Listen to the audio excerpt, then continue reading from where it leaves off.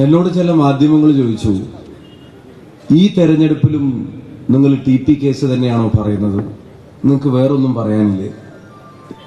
പല മാധ്യമങ്ങളുടെയും ഇന്റർവ്യൂവിനകത്തെ ഏറ്റവും പ്രധാനപ്പെട്ട ചോദ്യങ്ങളിൽ ഒന്നാണ്, ഈ തെരഞ്ഞെടുപ്പിലും നിങ്ങൾ TP കേസ് പറയൂ? ഞാൻ അവരോടൊരു ചെറിയ തിരുത്ത് മാത്രമേ ഞാൻ അതിനകത്ത് വരുത്തിയുള്ളൂ. ഞാൻ അവരോട് പറഞ്ഞൊരു കാര്യം, ആ തെരഞ്ഞെടുപ്പ് എന്നുള്ള വാചകം അതിന്ന് മാറ്റി നിർത്തുക.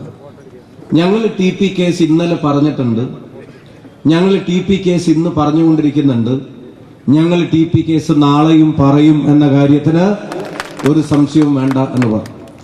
അതിന്റെ കാരണം സ്ഥാനാർത്ഥി ഉൾപ്പെടെ പറഞ്ഞത്രേ, 2 തെരഞ്ഞെടുപ്പിൽ അത് പറഞ്ഞില്ലേ, ഇനി അത് പറഞ്ഞാൽ ഏശാൻ സാധ്യതയില്ല എന്നുള്ളതാണ് പ്രധാനപ്പെട്ട ഒരു കണ്ടെത്തൽ.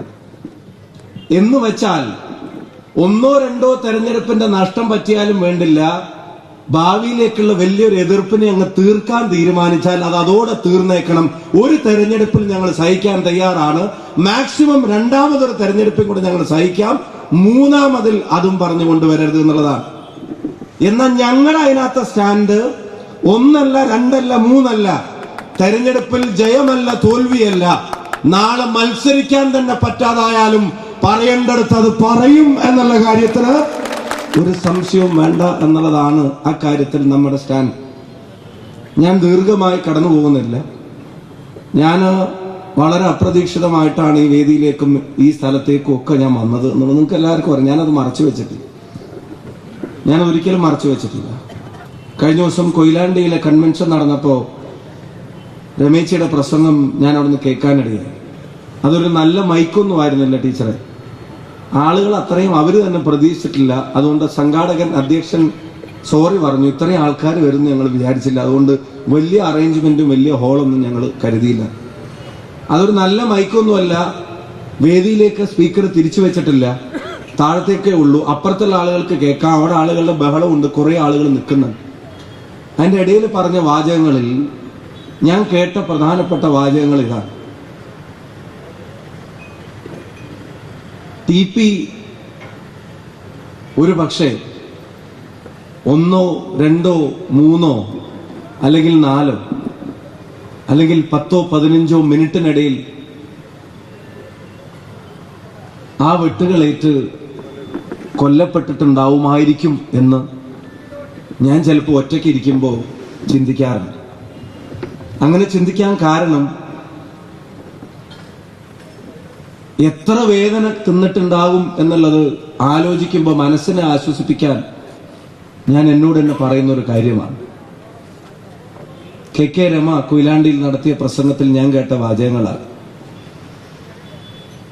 പക്ഷേ നെടുമങ്ങാട് സിദ്ധാർത്ഥ് എന്ന് പറയുന്ന കുട്ടിയുടെ അമ്മയെ ഞാൻ കാണാൻ പോയപ്പോൾ ആ അമ്മ എൻ്റെ കൈ ഇങ്ങനെ ചേർത്ത് പിടിച്ചു.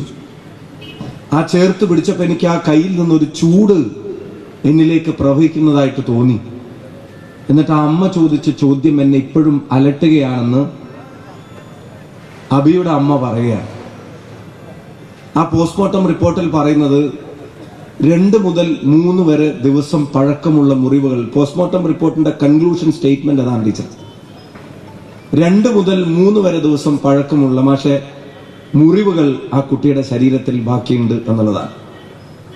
ഇപ്പൊ 2 മുതൽ 3 വരെയുള്ള ദിവസമുള്ള മുറിവ് ആ ശരീരത്തിൽ ബാക്കിയുണ്ട് എന്നുള്ളത് ഒരു അമ്മ, ഒരു പെറ്റമ്മ അറിയേണ്ടി വരുന്നത്, അച്ഛൻ പറയേണ്ടി വരുന്നത്, കൊല്ലാൻ തീരുമാനിക്കുമ്പോഴും ഒരു തുള്ളി വെള്ളം കൊടുക്കായിരുന്നില്ലേ എന്റെ കുട്ടിക്കെന്നൊരു അച്ഛൻ പറയേണ്ടി വരുന്നത്, അതെല്ലാരും പറഞ്ഞു അത് ആൾക്കൂട്ട വിചാരണയാണ്, ആൾക്കൂട്ട കൊലപാതകമാണ്. I choose to differ. അത് ഓർഗനൈസേഷണൽ കില്ലിംഗ് ആണ്. അത് സംഘടനാപരമായ അലിഖിതമായ നിയമങ്ങൾ കൊണ്ട് മുൻകൂട്ടി തീരുമാനിച്ച് നടത്തിയ കൊലപാതകമാണ്. അത് ആൾക്കൂട്ടം ഒരക്രമത്തിനിടക്ക് സംഭവിച്ചു പോയതോ ഒരു ഇൻസിഡന്റിനിടക്ക് അറിയാതെ ഉണ്ടായിപ്പോയതോ അല്ല. അത് ഓർഗനൈസേഷണൽ കില്ലിംഗ് ആണ്.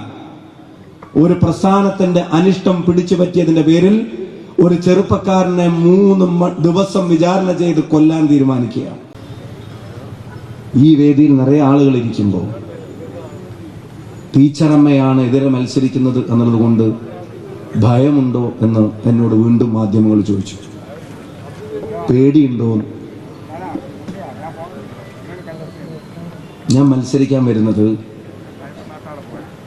ടി ചന്ദ്രശേഖരന്റെ പിന്തുണയുള്ള പ്രസ്ഥാനത്തിൻ്റെയും കൂടെ തണലിലാണ് എന്നുള്ളത് ഞാൻ വിനീതമായി ഓർമ്മപ്പെടുത്താൻ ആഗ്രഹിക്കുകയാണ്.